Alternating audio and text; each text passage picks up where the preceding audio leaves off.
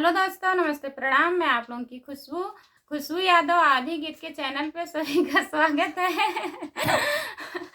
मैं आप लोगों के बीच में एक नाच गीत सुनाने जा रही हूँ जो कि देवर भाभी का नोक जोक है। देवर और भाभी दोनों लोग अपना अपना गलती बता रहे हैं कि भाभी देवर के साथ क्या की थी और देवर भाभी के साथ क्या किए थे। गाने के माध्यम से मैं आप लोगों को सुना रही हूँ। प्लीज आप लोग सुनिएगा, ढेर सारा प्यार आशीर्वाद हमें दीजिएगा। देवरा हमसे तोहसे हो, देवरा हमसे तोहसे नान हवाई के प्रीत छोड़त के मोहिया लागई हमरे। देवरा हमसे तोहसे हो, देवरा हमसे तोहसे नान हवाई के प्रीत छोड़त के मोहिया लागई हमरे। भौजी याद कारा हो, भौजी याद कारा रसोईया के बीच बेलन वही खींच के मारे रहू हो। भौजी याद कारा हो, भौजी याद कर रसोईया के बीच बेलन वही खींच के मारे रहू हो। देवरा अब ना होई हो, देवरा अब ना होई ऐसन कसूर छोड़त के मोहिया लागई हमरे।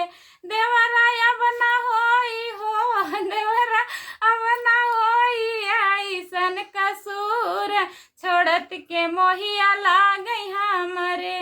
देवरा हमसे तोहसे हो, देवरा हमसे तोहसे नान हवाई के प्रीत छोड़त के मोहिया लागई हमरे। भौजी याद कारा हो, भौजी याद कारा बागिया के बीच ने बुलवा खींच के मारे रहू हो। भौजी याद कारा हो, भौजी याद कारा बागिया के बीच ने बुलवा खींच के मारे रहू हो।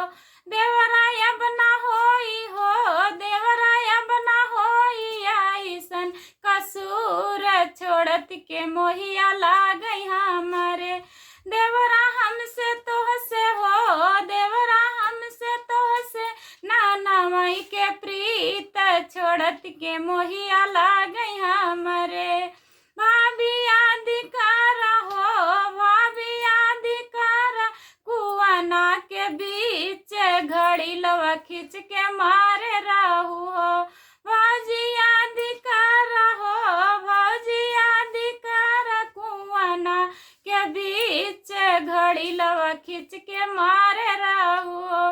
देवरा अब ना होई हो, देवरा अब ना होई ऐसन कसूर छोड़त के मोहिया लागई हमरे। देवरा हमसे तोहसे हो, देवरा हमसे तोहसे नान हवाई के प्रीत छोड़त के मोहिया लागई हमरे। कैसा लगा दोस्तों, कमेंट में बताइएगा। तब तक के लिए बाय बाय।